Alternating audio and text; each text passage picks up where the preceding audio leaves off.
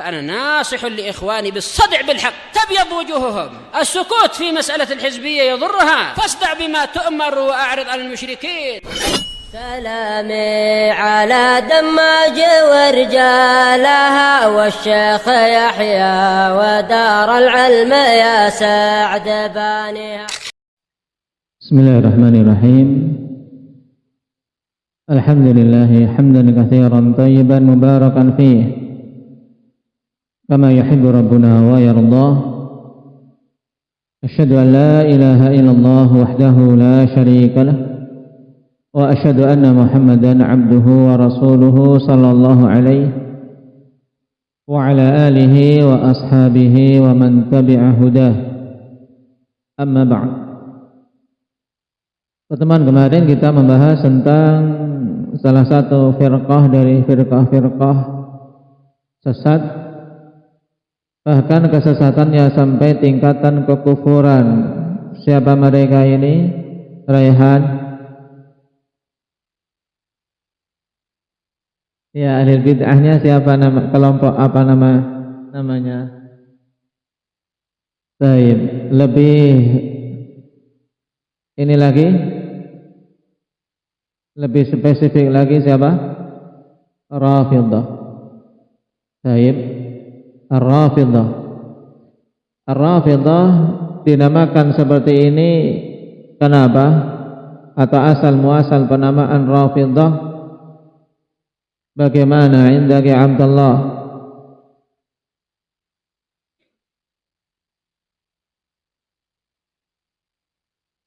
Nah, yaitu kisahnya ketika mereka bertanya kepada Zaid ibn Ali ibn al-Husain tentang Abu Bakar dan Umar, dan dijawab oleh Zaid, "Nam huma wazira jaddi," dan mendoakan rahmat untuk keduanya.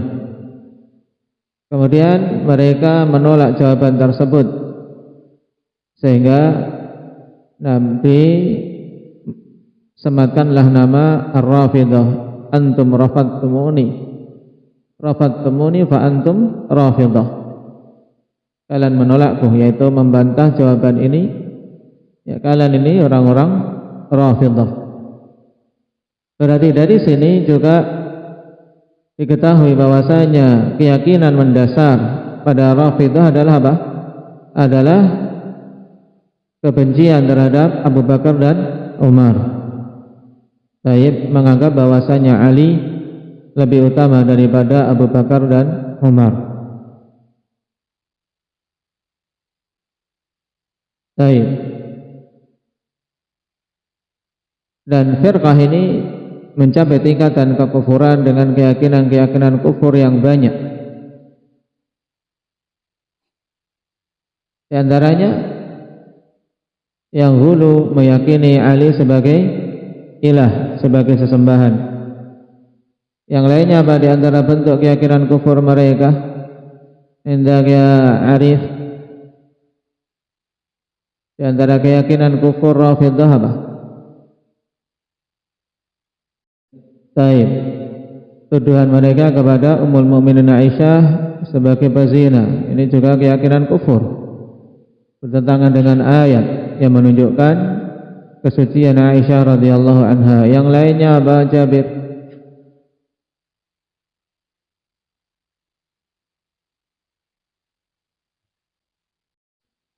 Taib.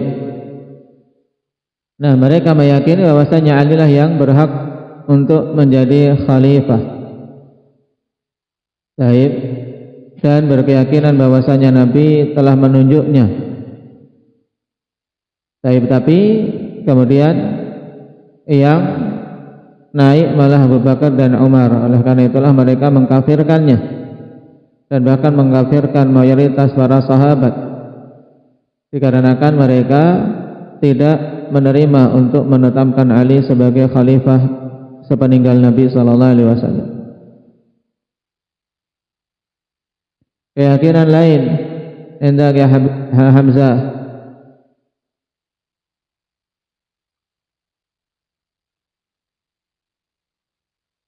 Meyakini bahwasanya Al-Quran itu naqis, keyakinan Al-Quran itu kurang Quran yang ada pada kita ini masih kurang. Nah, sedangkan Quran yang mereka miliki itulah Quran yang lengkap. Dan ini juga jelas bertentangan dengan Al-Quran, di mana Allah telah menyempurnakannya. Nah, keyakinan yang lain, Abdurrahman Aceh.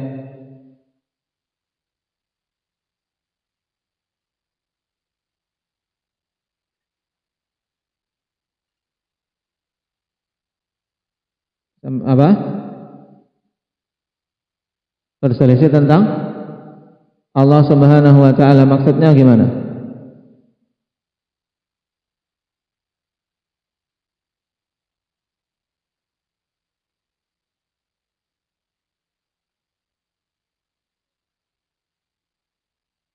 Baik, dari sisi asma wa sifat, nah mereka menolak penetapan nama-nama dan sifat-sifat bagi Allah Subhanahu wa taala. Baik. Dan ada yang menyerupakan, juga ada yang menyerupakan sifat Allah dengan sifat makhluk. Jadi untuk keyakinan mereka dalam masalah sifat bermacam-macam. Baik. Dan asal muasal keyakinan Rafidhah ini dari mana, Dzikri? Siapa yang pertama kali memunculkan keyakinan kufur ini? Abdullah bin Saba al-Yahudi. Nah, asalnya Yahudi kemudian menunjukkan keislaman. Nah, tapi hanya kemunafikan saja, gembong munafikin. Baik, masuk ke dalam Islam untuk merusak Islam. Dan awal keyakinannya adalah meyakini bahwasanya Ali itu maksum dan dialah yang ditunjuk sebagai khalifah. Itu yang didengung-dengungkan olehnya. Baik, sekarang kita membahas firqah yang kedua, yaitu Al-Jahmiyah. Atau sebelumnya, akhwan, ada catatan kaki tentang firqah Rafidhah yang kemudian mereka lebih senang untuk dinamakan apa? Syiah. Mereka menamai diri mereka dengan Syiah karena menganggap merekalah pembela Ahlul Bait. Perhatikan catatan kaki nomor 2. Qala al-Hafidz fi Hadis Sari fi Muqaddimati Fathil Bari wa tashayyu' mahabbatu Aliyin wa taqdimuhu ala sahabah. Ini asal bid'ah tasyayyu'. Yang dimaksud dengan tasyayyu' yaitu apa? Kecintaan terhadap Ali dan mengedepankan beliau atas para sahabat yang lain. Baik. Makanya kadang-kadang kita dapati beberapa perawi hadis dikatakan indahu tasyayyu'. Ini ungkapan menunjukkan bahwasanya dia berkeyakinan bahwasanya Ali lebih utama dari Utsman, dari sahabat-sahabat yang lain. Baik. Tapi ini lebih luas dari sekedar Rafidhah, karena tasyayyu' belum tentu sampai pada tingkatan ar-rafd.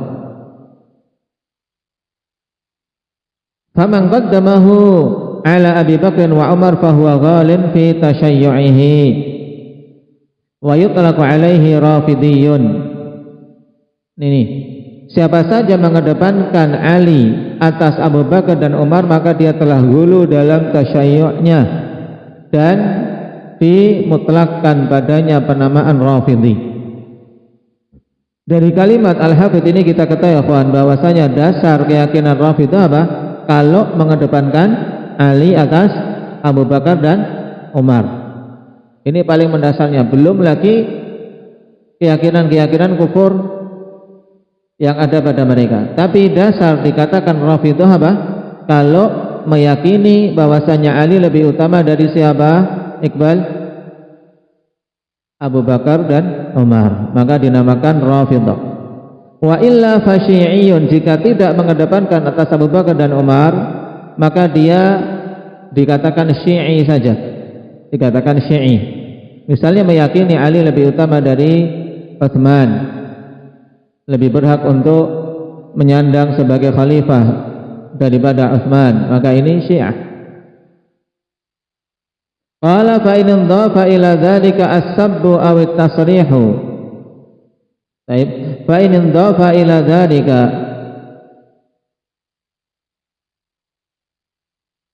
as-sabbu aw at-tasrihu bil bughdhi fa ghalin fil rafdi. Kemudian apabila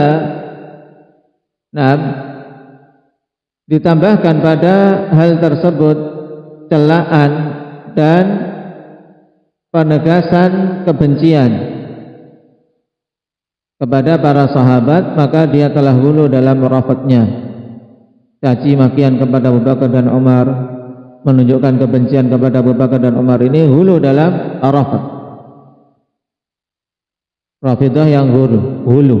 Wa in i'taqada ar-raj'ah ila dunya fa ashaddu fil hulu. Kemudian apabila berkeyakinan ar-raj'ah ila dunya, yaitu meyakini Ali itu akan kembali ke dunia, keyakinan raj'ah ini hulu sekali sudah tentang Ali radhiyallahu anhu, maka itu paling parahnya dalam hulu terhadap Ali radhiyallahu anhu. Nah, yang ini akan sampai pada tingkatan menuhankan Ali radhiyallahu anhu dan Ali berlepas diri dari mereka. Baik. Ini kesimpulan dari pembahasan Syiah dan Rafidhah.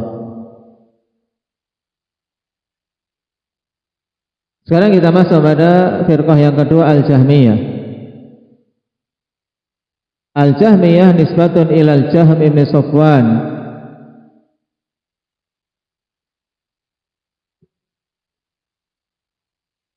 Jahmiyah nisbah kepada Al-Jahm ibn Safwan, karena dialah yang menyebarkan keyakinan tersebut walaupun bukan pencetusnya. Baik. Jadi Jahm ibn Safwan dia bukan pencetus pemahaman ini, karena dia masih tingkatan murid, mengambil pemahaman tersebut dari gurunya, yaitu Ja'ad ibn Dirham. Tapi karena Jahm inilah yang menyebarkan secara meluas, maka firqah ini dinisbahkan kepadanya, Al-Jahmiyah.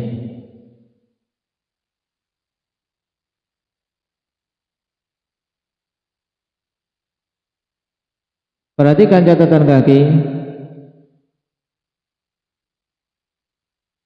Qala al-Hafidz rahimahullahu taala fi Hadis Sari, wal Jahmiyah man yanfi sifatillahi ta'ala allati athbataha al-kitab wa sunnah wa yaqul innal qur'ana makhluk.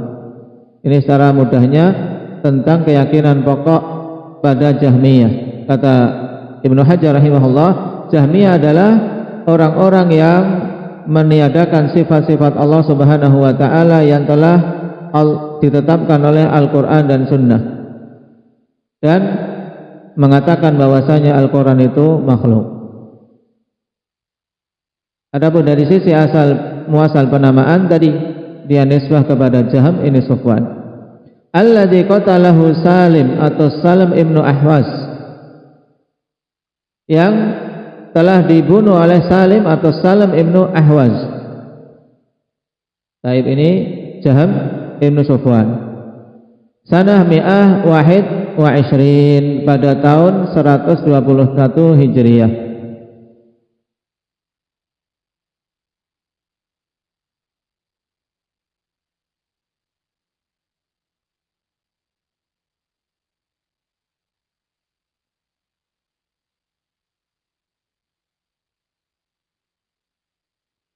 Dan pada masa tersebut,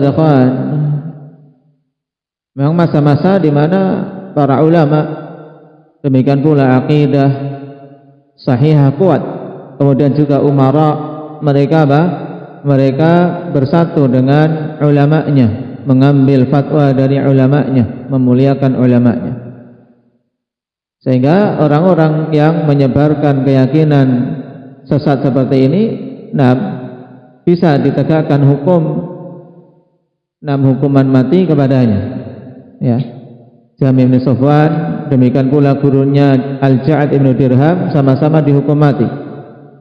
Demikian pula gembong keyakinan Qadariyah, Ghailan Al-Qadari. Ini juga dihukum mati karena apa? Menyebarkan keyakinan apa? Keyakinan batil.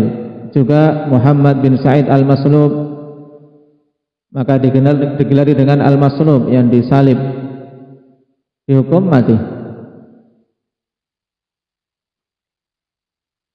Qala madhhabuhum fi sifati at-ta'til wan nafyu wa fil qadari al-qawlu bil jabri wa fil imani al-qawlu bil irja wa huwa anna al-imana mujarradul iqrari bil qalbi wa laysa al-qawl wal amal min al-iman.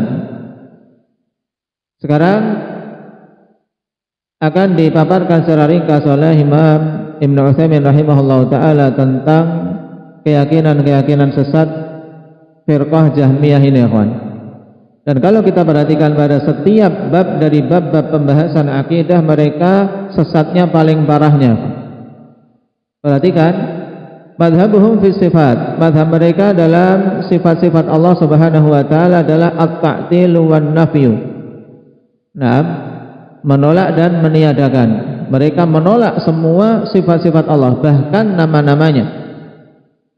Baik. Jadi mereka menolak semua nama-nama Allah dan semua sifat-sifat Allah. Jadi di sisi Jahmiyah, Allah Subhanahu wa taala itu tidak memiliki nama dan sifat.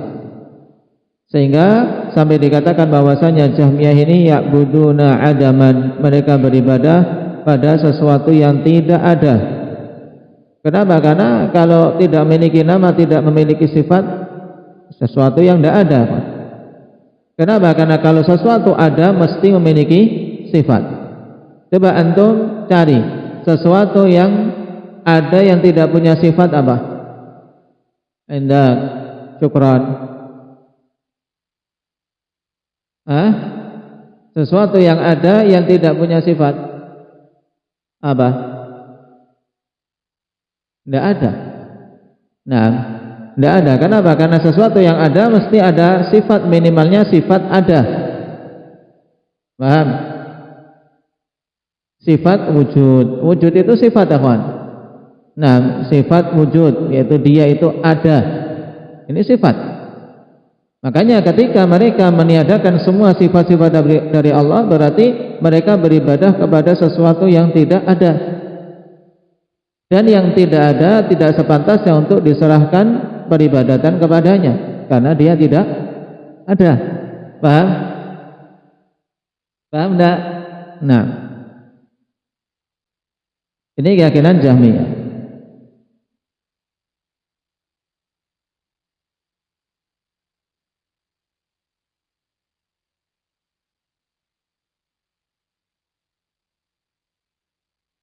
Nah, keyakinan ini diambil oleh Jahm ibnu Safwan dari gurunya yaitu Ja'ad ibnu Dirham. Nah,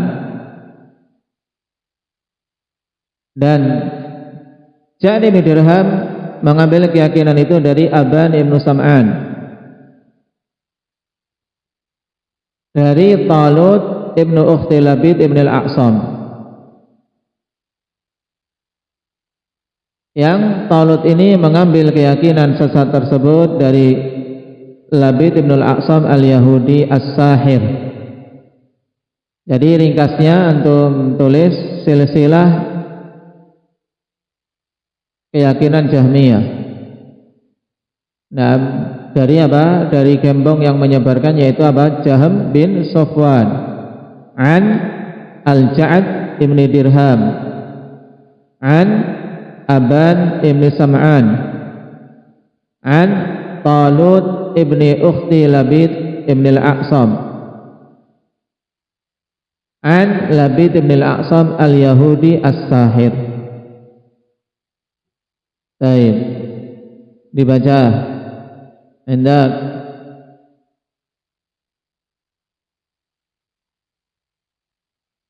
Ali.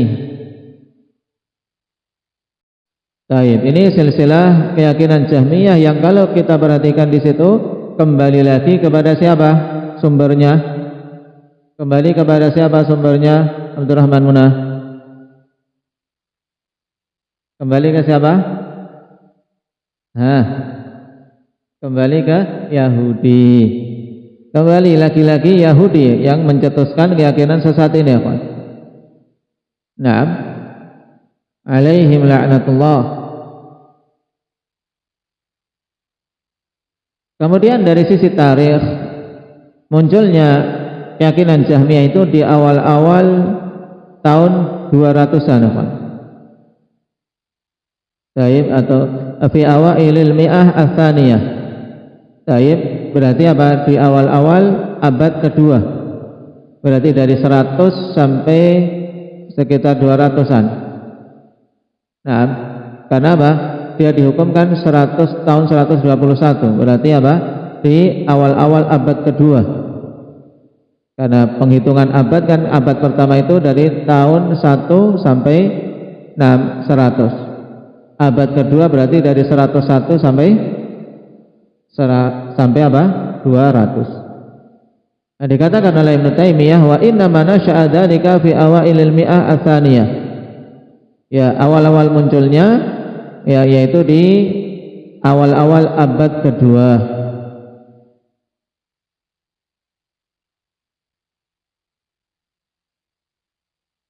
Ini tentang masalah pengingkaran sifat. Kemudian tentang takdir. Qala fil qadari al-qaulu bil jabr. Adapun keyakinan Jahmiyah dalam masalah takdir, mereka berkeyakinan al-jabr. Al-jabr yaitu apa? Meyakini bahwasanya hamba-hamba Allah ini terpaksa pada semua perbuatan-perbuatannya, tidak memiliki keinginan, tidak memiliki kemampuan. Jadi menurut mereka manusia itu gerakannya di dunia kawan ibarat kapas yang diterbangkan angin, tidak memiliki keinginan apa-apa, pokoknya ngikut saja kemana angin bertiup. Ini keyakinan Jabr yang firqahnya dinamakan Jabriyah. Jadi Jahmiyah dalam masalah takdir dia adalah Jabriyah.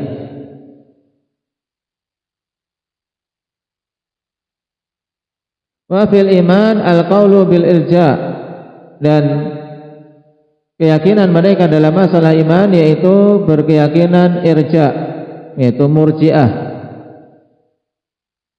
Al-irja dari arja'a yurji'u irja'an, yaitu mengakhirkan. Kenapa? Karena mereka mengakhirkan amalan dari cakupan iman, yaitu tidak memasukkan amalan dalam cakupan iman. Terus apa keyakinan mereka tentang iman? Kata mereka, wa huwa annal imana mujarradul iqrari bil qalbi. Menurut Jahmiyah iman itu hanya sekedar pengakuan dengan hati, dan ini murji'ah yang paling parah. Murji'ah yang paling parah adalah murji'ahnya Jahmiyah. Ya, karena murji'ah bertingkat-tingkat. Ada 3 tingkatan murji'ah. Yang paling parahnya murji'atul Jahmiyah. Kenapa? Karena mereka meyakini iman itu hanya sekedar pengakuan dalam hati. Baik, berarti kalau demikian, menurut Jahmiyah, iblis beriman atau tidak? Indah ya syukran. Menurut Jahmiyah beriman harusnya, ya kan? Kenapa? Karena iblis mengakui bahwasanya Allah itu Rabbnya, mengakui, mengilmui bahwasanya Allah itu Rabbnya. Bahkan dia meminta, qala rabbi bima aghwaytani, wahai Rabbku, disebabkan engkau telah menetapkanku menyimpang, meminta. Nah, rabbi fa'angdirni ila yaumi yub'atsun, minta kepada Rabbnya. Bahkan juga meyakini sifat-sifat Allah, fa bi'izzatika, dengan kemuliaanmu, dia meyakini sifat izzah Allah Subhanahu wa taala. Jadi dalam kondisi ini masih mending iblis daripada apa? Jahmiyah, ya tidak? Iblis masih mengakui sifat bagi Allah Subhanahu wa taala, sedangkan Jahmiyah tidak. Ini dalam masalah iman mereka keyakinannya murji'ah yang paling parah. Walaisal qaulu wal 'amalu minal iman. Ya, menurut mereka perkataan dan amalan perbuatan bukan bagian dari iman. Yang penting keyakinannya, yang penting yakin. Maka keyakinan Jahmiyah membuka pintu kezindikan yang sangat luas, kawan. Orang berbuat zina, berbuat kekufuran, sujud pada berhala, kemudian ditanya, ya akhi, kamu melakukan kesyirikan? Tidak, yang penting kan hatinya. Aku meyakini Allah yang hak. Perbuatanku ini tidak berpengaruh pada keimanan. Ini orang-orang Jahmiyah seperti itu. Qala fa fa'ilul kabirati indahum mu'minun kamilul iman. Baik. Sehingga pelaku dosa besar di sisi orang Jahmiyah adalah orang yang beriman sempurna keimanannya. Bahkan konsekuensinya iblis pun menurut mereka apa? Mukmin harusnya. Sampai di sini dititik. Fahum mu'attilatun jabariyatun murji'atun wahum firaqun katsirah. Sehingga orang-orang Jahmiyah ini, mereka ini adalah mu'attilah dari sisi keyakinan dalam sifat, jabriyah dari sisi keimanan dalam masalah takdir, dan murji'ah dari sisi keimanan dalam masalah apa? Definisi iman. Mereka, keyakinan mereka dalam masalah iman murji'ah. Wahum firaqun katsirah, dan Jahmiyah ini memiliki firqah-firqah yang banyak, kelompok-kelompok sempalan dari Jahmiyah.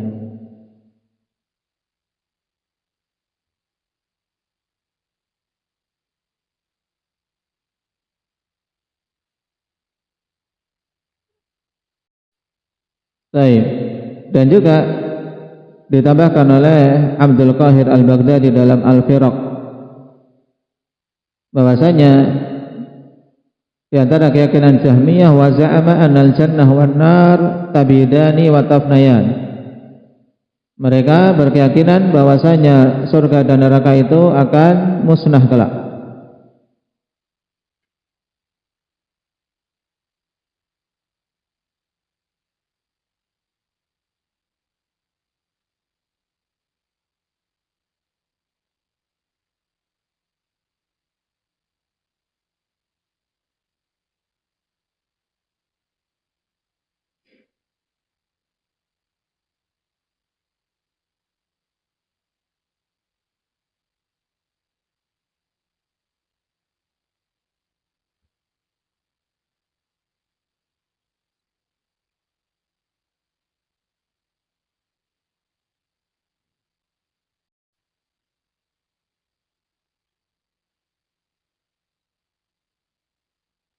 Nah, ini tentang Khawarij. Al-Khawarij wa humul ladzina kharaju li qitali Ali bin Abi Thalib bisabab at-tahkim. Mereka-mereka yang keluar memerangi Ali bin Abi Thalib dengan sebab at-tahkim. Madhabuhum at-tabarru' min Utsman wa Ali. Madhab mereka adalah berlepas diri dari Utsman dan Ali. Wal khuruj 'alal imam, dan memberontak kepada imam-imam, yaitu kepada penguasa kaum muslimin, idza khalafa sunnah, apabila menyelesaikan sunnah menurut mereka.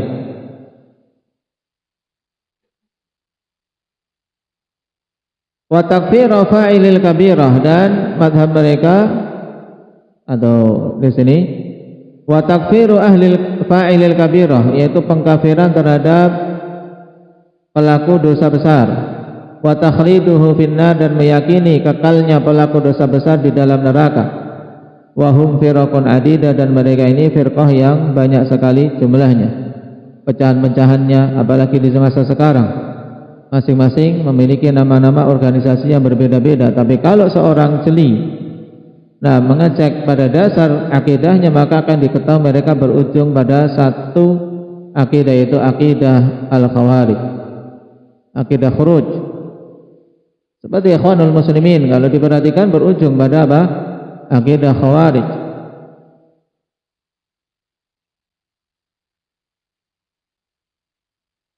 Dan apakah orang-orang Khawarij ini kafir?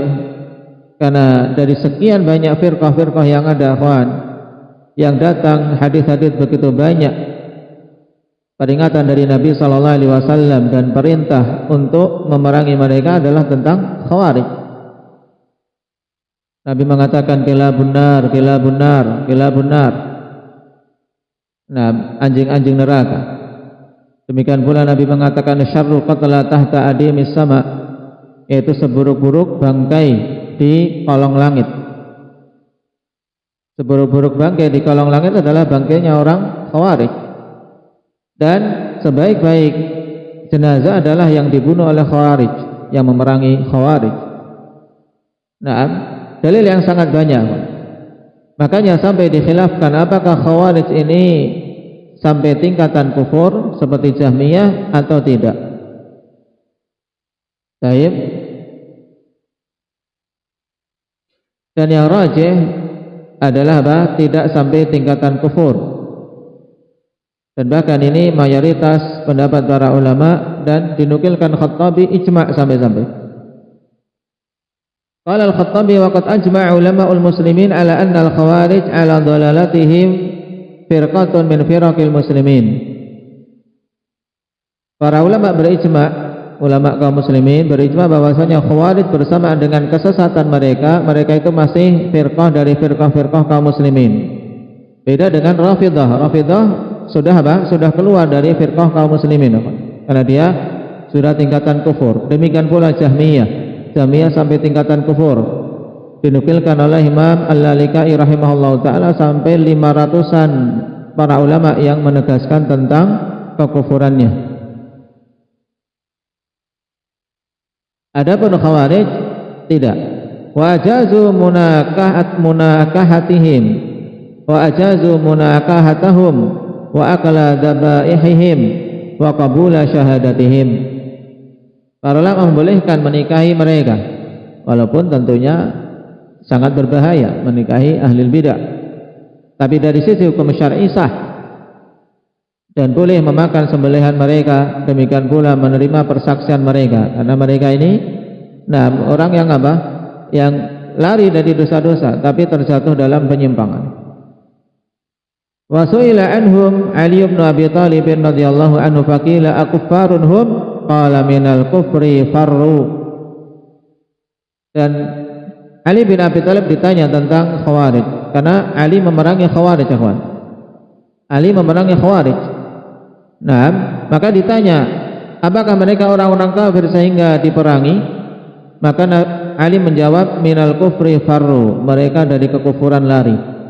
Ya, mereka itu orang yang lari dari kekufuran. Makanya sampai yang melakukan dosa besar mereka kafirkan. Mereka sangat hati-hati di sini, hulu di sini dari ibadah yang banyak. Makanya ketika ditanya setelahnya, qila amunafiqunahum, apakah mereka ini orang-orang munafikin?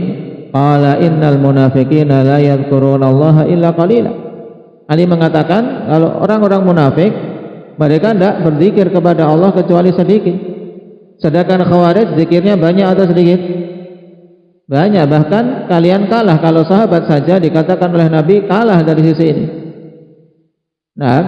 Wa haula'i yadhkurunallaha bukratan wa asila. Mereka ini orang-orang yang berzikir kepada Allah di pagi dan petang. Bahkan para sahabat saja puasanya kalah dengan puasanya Khawarij, salatnya kalah dengan salatnya Khawarij, bacaan Al-Qur'annya kalah dengan bacaan Khawarij. Tapi bacaan Al-Qur'an tidak mencapai tenggorokan mereka, tidak memahaminya, tidak mendapatkan hidayah untuk beramal dengannya. Maka kalau tidak kafir, tidak munafik, terus apa? Faqila mahum, terus apa mereka ini? Ini sahabat Ali bin Abi Thalib. Qala qaumun asabatuhum fitnatun fa'ammu wa sammu. Mereka ini adalah kaum yang terfitnah, kaum yang tertimpa fitnah karena syubhat, karena kerancuan berpikir, sehingga fa'ammu wa sammu, mereka buta dan tuli. Buta dan tuli, kawan. Hidup di zaman sahabat, mereka mengklaim dirinya lebih bersih dari sahabat. Masih banyak sahabat saat itu, tapi apa?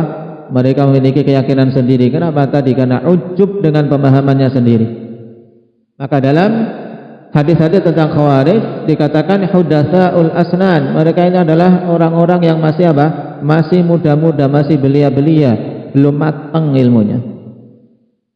Hudatsaul asnan. Padahal di situ hidup saat itu para tokoh-tokoh sahabat. ulamanya sahabat Ali, ulama. Nah, terkumpul padanya ilmu yang banyak semenjak kecilnya bersama Nabi sallallahu alaihi wasallam, masuk Islam di awal-awal. Demikian pula Abdullah bin Abbas. Tapi mereka tidak mau menerima bimbingan ulamanya dan ujub dengan pendapatnya sendiri. Maka kalimat Ali ini penting untuk dicamkan. Qaumun asabathum fitnatun fa'ammu wasammu. Kaum yang tertimpa fitnah sehingga mereka itu apa? Buta dan tuli, tidak dengar lagi nasihat. Baik. Ini tentang Khawarij. Lalu bagaimana makna sabda Nabi yamruquna minad din kama yamruqus sahmu minar ramiyah? Mereka keluar dari agama seperti keluarnya anak panah dari sasarannya. Jadi tembus. Anak panah, kawan, ramiyah itu sasarannya. Kalau kalian belajar manah, ada apa? Sasaran, target, ya kan? Ketika kuat anak panahnya melesat, tembus. Nah, ketika seorang berburu, saking kuatnya dia memanah sampai apa? Tembus. Dan ketika tembus, anak panahnya bersih. Nah, ini maksud dalam hadis yamruquna minad din kama yamruqus sahmu minar ramiyah. Saking melesat dengan cepat, tidak ada yang nempel di panah itu. Jadi tidak ada bekasnya sama sekali. Ini maksudnya. Nah, kata Al-Khattabi, makna dari hadis ini bukan menunjukkan kekafiran mereka, tapi kata beliau arada bid-din at-ta'ah, ay annahum yakhrujuna min ta'atil imam al-muftarad ta'atuhu wa yansalikhuna minha. Nah, ini makna yang sangat gamblang kalau ditadaburi, ya kawan. Makna Imam Al-Khattabi ini yang disebutkan oleh Al-Khattabi. Jadi yamruquna minad din, mereka keluar dari ketaatan terhadap penguasa yang wajib untuk ditaati, dengan sangat cepat, seperti apa? Melesatnya anak panah dari sasarannya karena sangat kuatnya melesat. Ini maknanya disebutkan oleh Al-Khattabi. Sehingga dari sini tersinkronkan bahwasanya Khawarij firqah yang belum sampai tingkatan kekufuran. Mereka masih firqah dari firqah-firqah kaum muslimin, tapi apa? Kaum yang tertimpa fitnah sehingga buta dan tuli. Makanya kita dapati ada Khawarij yang berkaitan dengan apa? Khawarij terhadap para penguasa, juga apa? Mereka-mereka yang keluar dari apa? Dari bimbingan para ulamanya. Baik.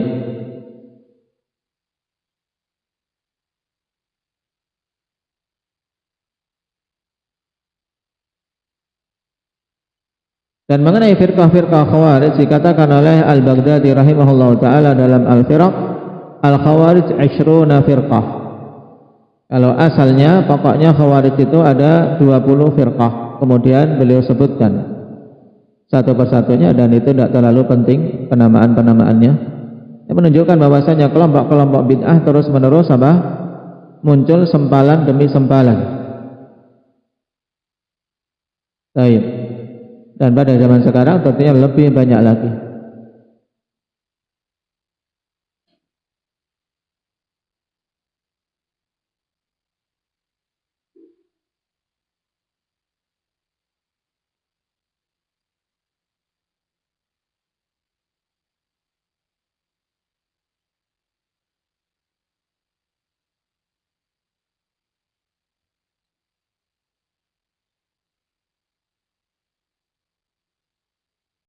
Terus bagi ulama yang menyatakan tidak kafirnya Khawarij, kenapa mereka diperangi dan diperintahkan untuk diperangi?